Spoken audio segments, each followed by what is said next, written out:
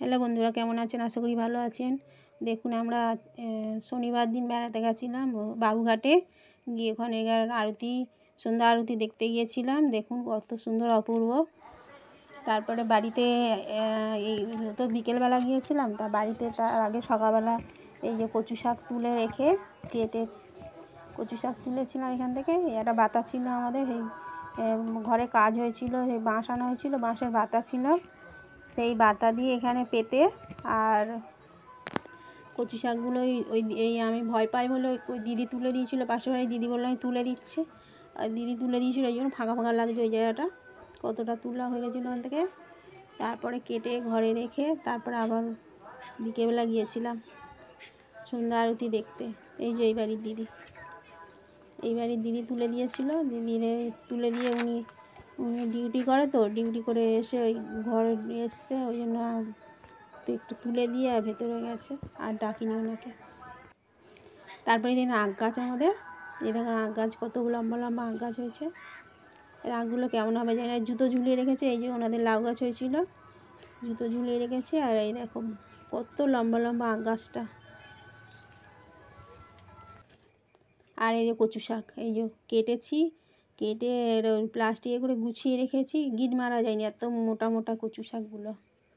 ওই যে ভেতরের ওই যে কাঁচেগুলো সরু সরু, আর ভেতরেরগুলো কত লম্বা। তারপরে এই দেখুন এক একটা কচুর ওজন অন্তত 1 থেকে 1.5 কেজির ওজন, কত ভারী ভারী। আর কচুর ওই 4টে হয়েছিল। আর ওই মুখের ধারে ওইগুলো বলে, অনেকে বলে মাছের ঝোলে দেয়, আমরা তো কোনোদিন করিনি মাছের ঝোল ওই কচুর মুখ আগা দিয়ে, তা অনেকে বলে মাছের ঝোলে খুব সুন্দর হয়।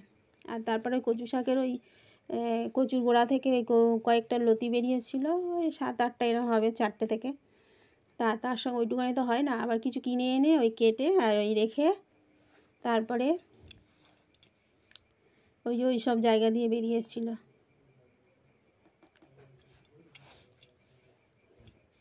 কত কচু আরও মোটা মোটা আছে আমাদের।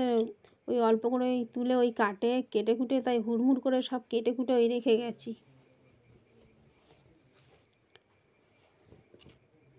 আর কচুগুলো কাটা হয়নি, কচুগুলো কাঁচা যেহেতু, ওইগুলো বলি শোকা, ওই রেখে দিয়ে আর ওই চলে গেছি।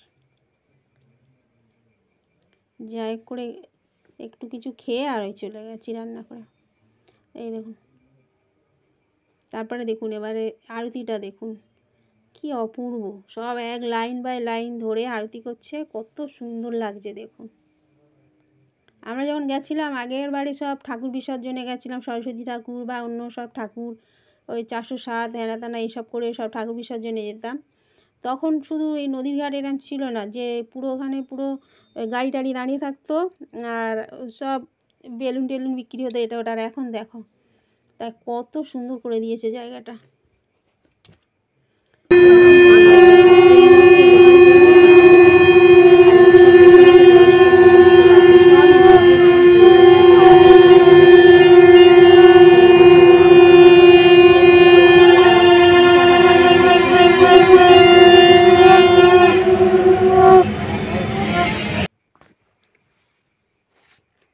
আলো আলো, রাস্তাটা পুরো আলপনা দেওয়া, কত সুন্দর জায়গা। আর একটা মানে ওনার ব্রাহ্মণদের একটা হেল্পার রয়েছে, উনি সব ওই জোগাড় টোগাড় করে দিচ্ছে। ওই যে উনি সব আর ধুনো জেলে দিচ্ছে, মানে ওনাদের সব হেল্প করে দিচ্ছে, হাতের ধারে সব এগিয়ে দিচ্ছে, ওনারা তাড়াতাড়ি করে নিচ্ছে সেগুলো দিয়ে। দেখেছো প্রত্যেকটাতে 11টা মতো গেট আছে, 11টা ঠাকুরমশাই দাঁড়িয়ে আরতি করে।